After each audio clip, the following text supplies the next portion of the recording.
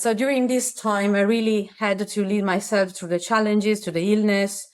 And I started not in 2008, but 4 or 5 years later, not at the very beginning, because I was used to do sport, but not in agonistic way.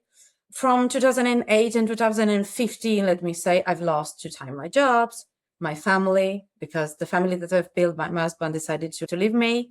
So you can imagine the picture. I really needed something to help myself, to prove to myself that it was the same. So I started to run a little bit. I felt better. 1 kilometer, 2 kilometer, 5, 10, half marathon. So in 2016, I really tried to train harder.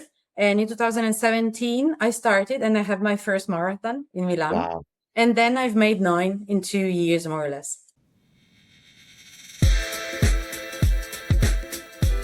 Welcome to 99 Humans. My name is Jeff Lakusta, curious coach and Wall Street Journal best-selling author, striving to understand how little things generate big impact.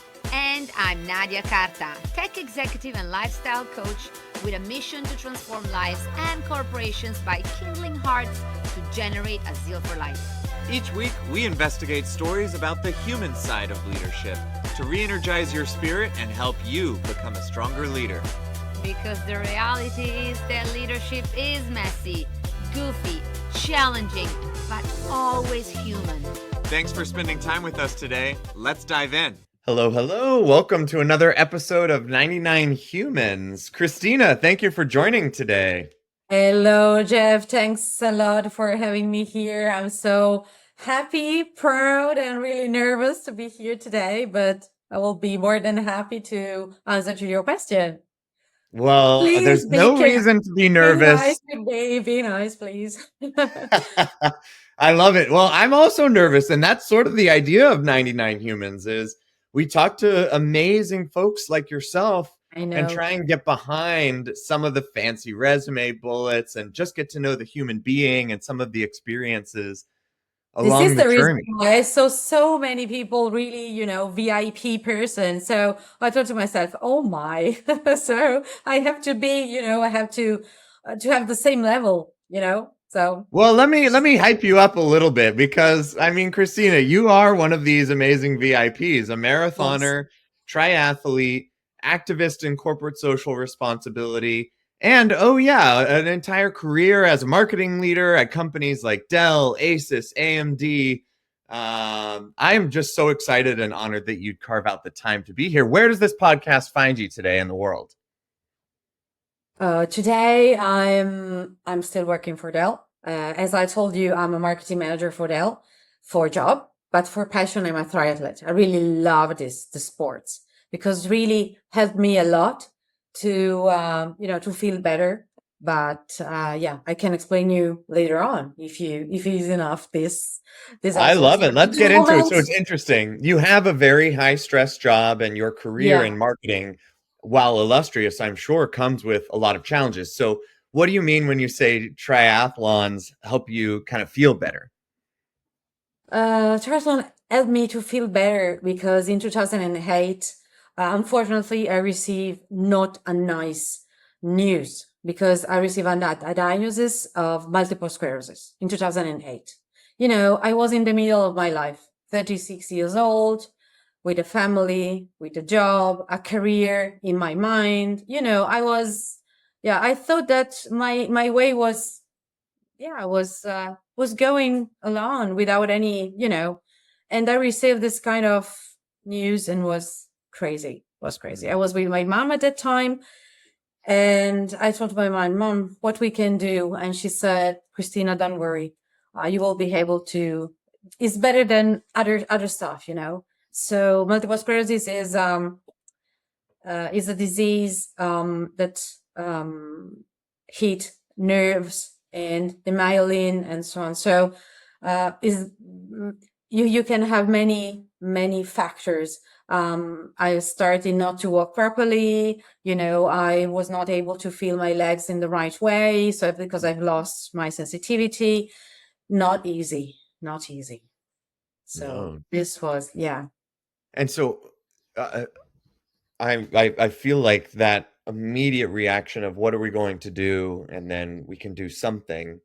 That is Exactly. inspiring in and of itself, to face something like that diagnosis with courage. But how did you find your way to triathlons as a Um, result of that? yeah. That those two things are maybe not the first thing that I would think of. Let me explain better. For example, when we are thinking to leadership of ourselves, we are thinking that we can have everything under our perfect control, Mhm. And when I was diagnosed by multiple sclerosis, I faced a period of fear. I didn't want to people see me in a different way or in a weak way. Was a period of full of vulnerability and uncertainty. So during this time, I really had to lead myself through the challenges, to the illness. And I started not in 2008, but 4 or 5 years later, not at the very beginning, because I was used to do sport, but not in agonistic way. From 2008 and 2015, let me say, I've lost 2 times my jobs, my family, because the family that I've built, my husband decided to leave me. So you can imagine the picture. So I really needed something to help myself, to prove to myself that it was the same. So I started to run a little bit. I felt better. 1 kilometer, 2 kilometer, 5, 10, half marathon. So in 2016, I really tried to train harder. And in 2017, I started and I have my first marathon in Milan. Wow. And then I've made 9 in 2 years, more or less. And then I thought to myself, oh, running is nice, but it's boring at the end. I'm not, do you remember the film Forrest Gump? I'm a Mhm. little tired. I think that I will go home. Okay, yes, But that sounds yes, reasonable. yes. I went to see some of my friends doing a triathlon race in 2018. I told myself, oh, nice sport. But I was also telling to myself, Cristina, but you are not able to swim. So you need to train. You need a course. You need something. Otherwise, how you can start swimming? So I started the swimming training in December 2019. And in June, I was at the starting line of my first swim triathlon. Wow. Yeah, because I felt myself really feeling better because I was training 3 different sports, so different muscles. And so I learned to know even more my body in a better way, my feelings, so this helped me a lot. And in Yeah. 2021, I started with my half Ironman, and in 2022, first full distance Ironman. I've done a second one in 2013. This year, I couldn't run my third full distance Ironman because I broke my vertebra. Oh my gosh. Yes, I had an accident because 2 people were not driving the right way. Oh, So sorry. they hurted me, and so I had to stop a few months, and but so just this is the pictures This is of an the latest. incredibly I summarized powerful just, story. you know. You are an amazing woman. I'm so grateful for the chance to get to talk to you. You said something interesting, at the beginning of the diagnosis, that you went through a period of not really wanting to talk about it. And Yeah. now here you are on a podcast sharing this powerful story, which Yes. I'm so grateful for. Can you share with me sort of what's changed in how you view your story? Yes. As I told you, till 3, 4 years ago, I didn't want to speak with anyone. But I met Alex Zanardi in 2019-20. Alex Zanardi, maybe who is a motorsport champion. He had an accident. He became a Paralympic champion and so on. So I reached his team, and was a turning point. Was a turning point because I really helped me to embrace your imperfection, Mm, all what all the stuff that I thought in the past years. He helped me to understand that we are unique. We don't have to hide ourselves. because maybe our example can inspire other people, so it really helped me a lot. Also to meet the other people of the team. Some people are without legs, some people are without arms, every kind of disability. But when you see these people, you're not seeing the disability, you're seeing people doing a lot of effort to reach target, to train themselves. And was so sorry, but when I'm speaking about this moment, was so nice and full of emotion, because when I met him in person, I told him, thanks, Alice, for having me here. And he said, no, thanks to you, because you reached us. So, and he hugged me. So was full of emotion, really, really. Wow. Was because I didn't want to speak with anyone, and also in the company, because I was in the middle of my career. I thought to myself, because we are full of bias, unconscious bias, and I was told to myself, you are a woman, you are in the middle of your career, you are now you have a disability, so everything, with the checkbox, I have it. I told myself, oh my God, so. It's not easy. Not easy. No, I'm just saying I'm grateful for your strength, because what you're ticking off there are, potentially those imperfections, to use that word. Exactly. And yet I have not gone through those similar challenges, but I can see my own imperfections and am inspired by you. And I know for a fact, and I'm sure that you do too, because I know you've just started blogging and that you're really leaning into sharing your story more. What does it mean for you to now be on the other side of this coin, where you are the inspiration for other folks going through challenging times? I think that after my first full distance Ironman, I discovered to have been the first in Italy, first in Europe, and the second in the world probably to have finished the Ironman with this disease. And I was so happy. It was really a gift, because a lot of people started to write me with the social messenger, whatever, asking suggestion or just sharing their disease, sharing feelings, whatever. And they're really happy, because people maybe see me like a normal people. I'm not a champion or whatever. I'm a simple person that you are a champion. Oh my gosh, you are a champion. I mean, when the people see normal people doing, let me say, exceptional stuff. Yes. I'm saying, okay, if Cristina started, maybe I can try as well. Maybe I can try. And it doesn't matter. It's not if you want, you can. If you want, you can try, you can start, and you have already won. Doesn't matter the distance, doesn't matter the races, doesn't matter everything. If your bigger target is get up from the couch and go to cook some spaghetti, is enough. If it's you have already won, because it's the first time for you. So this is the message that I'm driving. And also to be open, especially in the company, especially in all companies, because sometimes you don't know which kind of fight a people are fighting. So lend a hand as first person, smile for the first time, maybe is not for the first time, not the second, but for the third time, maybe people will, it's like to be contagious. People will reach you just with simple stuff, just smiling and saying, hey, how are you today? I see you yesterday. You seem a little bit tired. If people like to speak, I'm here. Just simple stuff. Sometimes people are not doing this. How do you do all of this? The actual training, the sharing of your story on a one-on-one basis, and then also in things like this, where it's one-to-many, and then juggling work and everything else that you have. You really are an inspiration for so many reasons. Thanks a lot.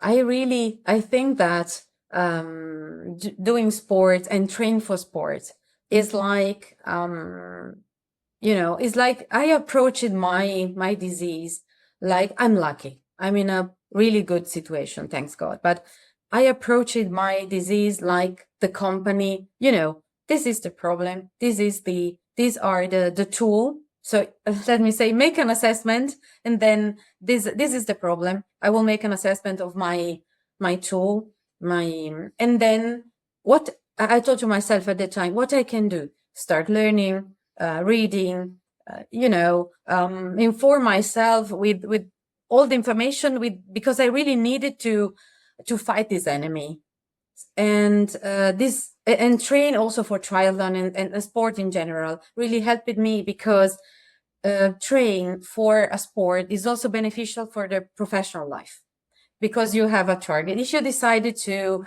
run a race, okay, you put the date on your calendar, your stick, and say, okay, I will do my triathlon in November. Okay, so I will look backwards. I prepare my program with my coach, and I train. And sometimes I make my checkpoints to see if I'm okay. For example, in 2 days, I will have my checkpoint. I will do a sort of mini triathlon to check if I'm okay, prepare for the race.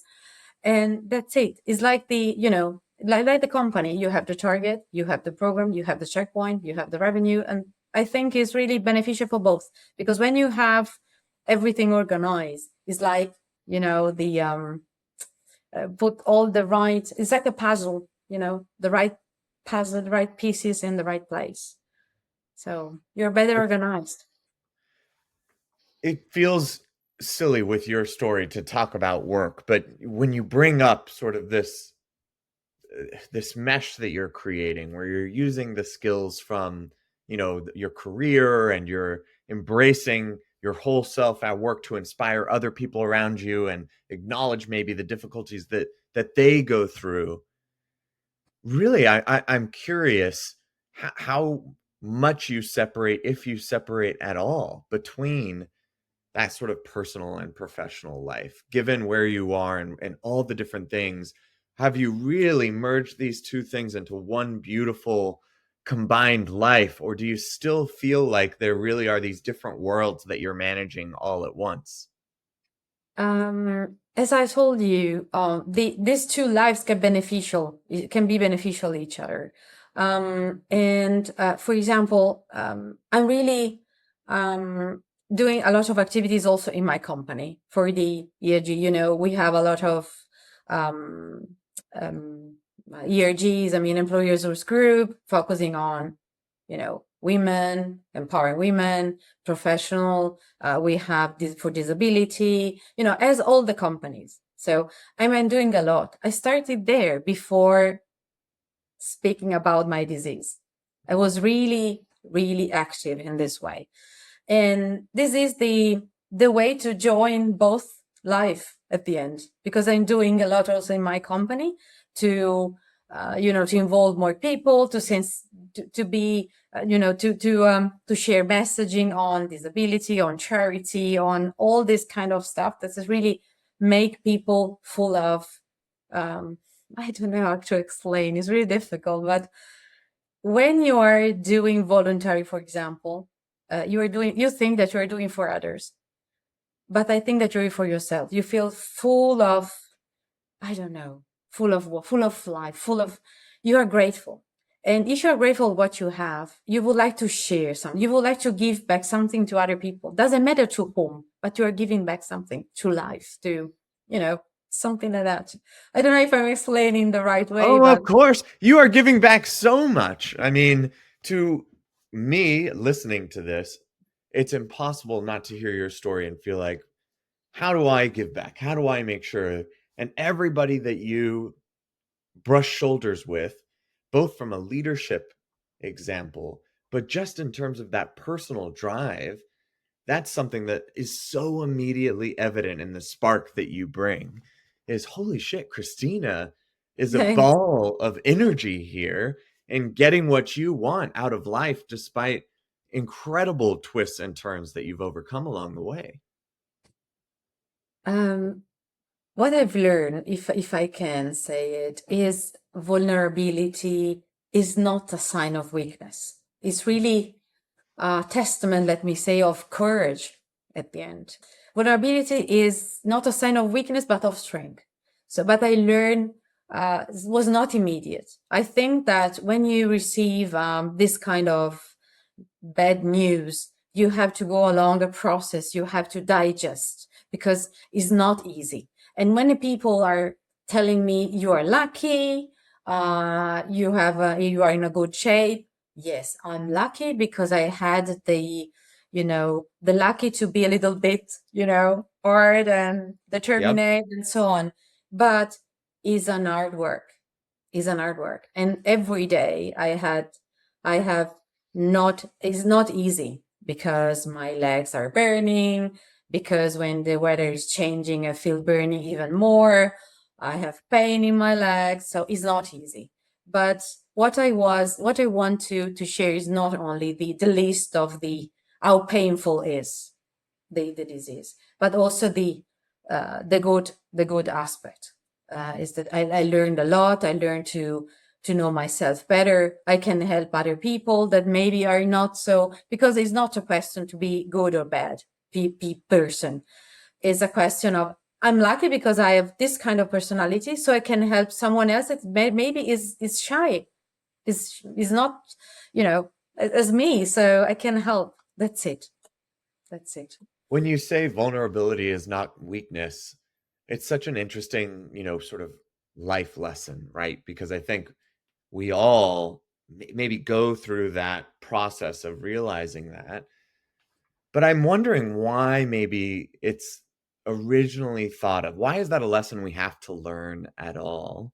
And it's so encouraging to hear that when you go out and share your story, you're getting such positive reactions. But I'm also curious if you've ever found vulnerability.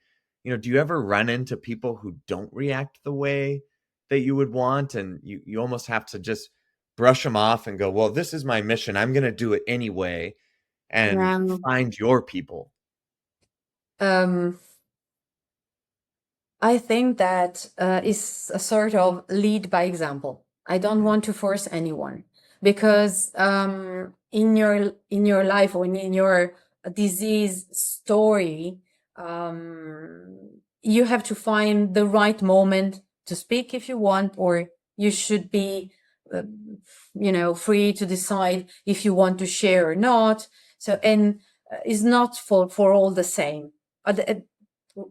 Sorry, it's not for all the same. I mean, Yeah. for example, I decided to speak after 8 years, 9 years. Someone decided to speak immediately. Sometimes people would like to speak after 20 or never. It depends. It depends. And what was that first moment? 8 years, and you decide to speak. Do you I remember remember. that first I moment? remember very well. Was 2017, but was not exactly the moment when my brain switched in, okay, I will Mm. speak or not. But I was at the starting line of New York City Marathon. I heard the speech from the major was saying, I was at the very beginning, and in front of me, I saw the end bikers, blind people, all the people with disability. And the major was saying, diversity has no borders, only new starting line. And this really, was, so I start crying because it was so true. And exactly there start the process. And after 2 years, I was getting in touch with Alex Zanardi, with other people. It was a small step that I made at that time. But this sentence at that time was so true. It was really, not hurted me, but really emotioned me a lot. So Wow. That's a powerful visual, because I'm sure there are many folks who have not decided yet to speak. And to exactly, hear that moment, exactly. and then the energy and the incredible possibilities that unfolded for you after making that decision and taking that first step, and then another, and then another. It's powerful. I know that needs courage, but you can share vulnerability means also share authenticity, because I'm not my disease. I'm Cristina. I'm full of interest. I'm sporty. I love animals. I love nature. So, I would have a day, 40 something hours long if it would be doable. Because I really, I think 2 years ago, 1 year ago, one of the magazines told me, you are hungry of life. You're hungry is exactly my definition. I really love life. And you have to live your life in the best way compared to your money, your time, but you have to do the maximum, because, sometimes people are thinking that they can be islander, but we are not islander. We don't know when it will be finished. I don't want to be sad or saying something sad, but the reality is this. So, and I told you, I'm really grateful of my situation, because there are people that are not so lucky, and I don't want to be, unpolite toward them, but I would like just to share this message. It's It's a important powerful to message. try. I mean, a lot of people would look at so many of the turns that you've mentioned and go, how can you be grateful for such hard experiences? Don't you want a smooth sailing life? What is your response to folks who look at that and go, why is I gratitude don't the know. reaction? I don't know.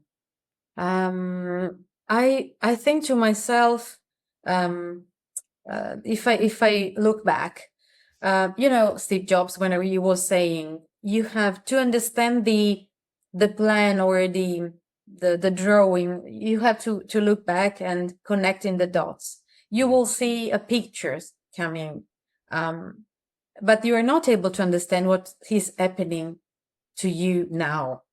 You have to wait a little bit. And I see myself like, Matryoshka, the small dolls, Matryoshka, the Yes, Russian dolls. yes. I think that every year, every time I'm learning, I'm growing, it's like discover a new doll, It's like losing the bigger and then the inner one and so on. So I'm discovering myself. Probably I wouldn't be like this. I wouldn't be the same person. If you had to guess what's at the center of your Russian doll as you keep learning more about yourself, and let's just imagine there's one maybe value at the center. What do you think that value would be? I think that every person should know the personal value, but probably due to the education, I don't know, sometimes I'm not so self-confident. So I really hope to be even more self-confident and, recognize my value, because sometimes you have to say, okay, well done, Cristina. I Not think you've earned a few pats on the back. Yes. okay, so maybe it is. Maybe, but you can stop learning.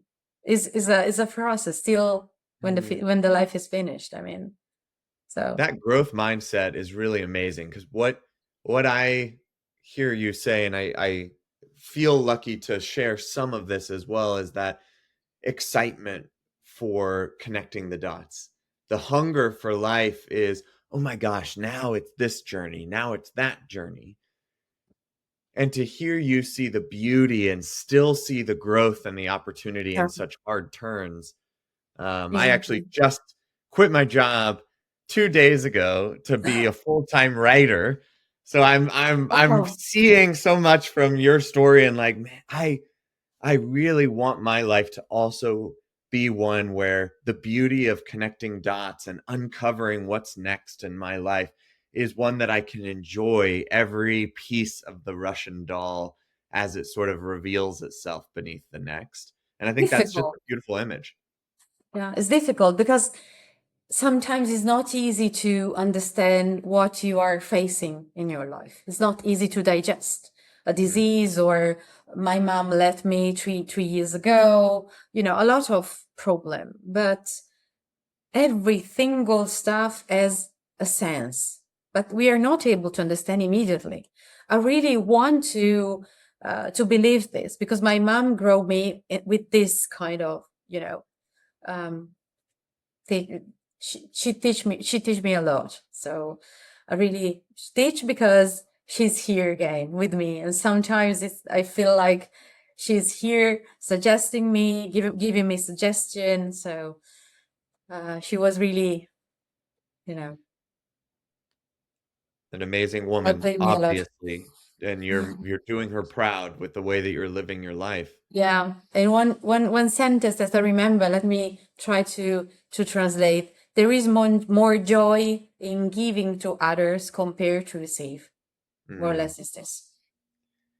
Is there any, the life mantra of finding the joy and the beauty of all of the different steps of life is really a powerful one in sort of looking in the rearview mirror. In retrospect, it sounds like, look at all these nice dots that connect. But when a shitty situation happens, when something terrible goes on, do you have any tips for first things? How do you start moving towards that perspective? Because that's not a light switch. I'm sure, your mom passes and you don't go, oh, another beautiful life turn. Well, yeah, That's a horrible moment. But how do you get no, there? no. It's a really difficult question. Really difficult question. I told you, be nice with me. My mom was used to say to me, Christina, you have to accept what life is giving to you, because the key word is acceptance. If you start fighting with, I don't know why, I don't want to, I'm not a magician, but if you start to fight with the stuff that are hurting you, the result is the opposite that you want. I don't know how to explain, So she was saying to me, Christina, you have to accept. Okay, now is like this.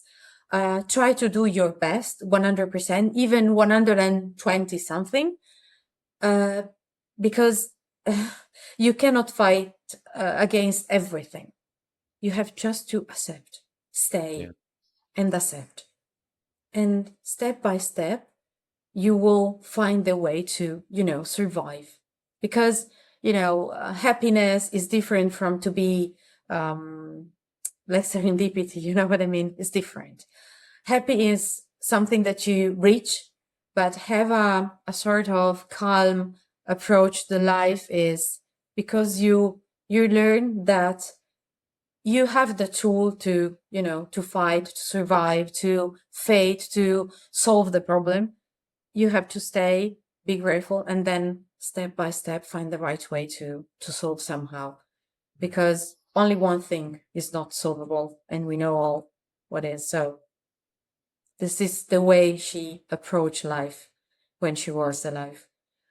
I think that's beautiful. Start with acceptance and then try your 100% best. And the way you describe happiness as being this wonderful but fleeting emotion, like all emotions are, I think helps us prepare for the good times, the bad times. And I really like that of, okay, this is the way that it is. What is my absolute best now? If you can do that, you're doing everything that you can. It's not easy because I don't want to pass the wrong message that I can support everything, that I can face everything. No, it's just, as I told you, acceptance, and then I will do all of my best. It's like, okay, I have done all the possible that I can do, but I do not have any more tools. So that's it. You have to be in peace with yourself and say, okay, I've done all. And then we'll see. Well, we Because always end these conversations with the question of what advice do you have? And I think we've shared so many tips, but I'm curious, when you reflect on this, for our listener, what one piece of advice would you give to them? I would like to speak again about Alex Zanardi, because his story is a remarkable example of human leadership. Alex, as I told you, was a Formula One driver, lost both his leg in a racing accident. And when he waked up, he told to himself, okay, I've had a look to my body, and I told to myself, okay, something is still here. I've lost I look at what it was was left, not what I've lost. So this can explain you a lot. So what I can do with what is still here, such a beautiful story. Cristina, how can we help support, amplify? I know people will want to connect with you, read your blog. Where can folks find you? I have the LinkedIn profile, or I have the Instagram one. I'm not so social, as I told you, because till 3-4 years ago, I didn't want to speak have a lot of, I was not so used to speaking with the public at all. I don't want, when my boss told to me, Cristina, you have to speak about, no, please, I don't want it. No, please. I didn't want to. But I told to myself, okay, Cristina, do you want to help people, or do you want your fear stop you? So I had the answer, and I started. So wow. I'm a social person. I'm a communication person, but sometimes a little bit shy. And so I said, Cristina, come on, because I speak to myself. The Cristina and the Nuti, this is my surname. You are two different personalities, and they are speaking together. And sometimes they are fighting, but at the end we find a way to speak. Well, we are so lucky that you have decided to share. Yes. You made the courageous decision to share. I mean, yes, of course, the story, but your sense of humor and your passions and your interests and the whole amazing Cristina that you are, of which, the disease is a small part, a turning point. But thank you for sharing that, because it really is going to do a lot of good. It's done some good today, at least for one person talking with you. So just give you all the encouragement in the world to keep sharing, because it's a powerful example that we need to hear. Thanks a lot, Jeff, for giving me this chance to share this. And now I'm feeling better, because at the very beginning I was so nervous, but now it was really nice and really open and friendly. And so I really would like to thank you, and also to thank Nadia for this chance. And that's it. I will be more than happy to connect with people that would like to connect with me. Thanks a lot. Amazing. No doubt you'll have lots of people wanting to connect. Thanks.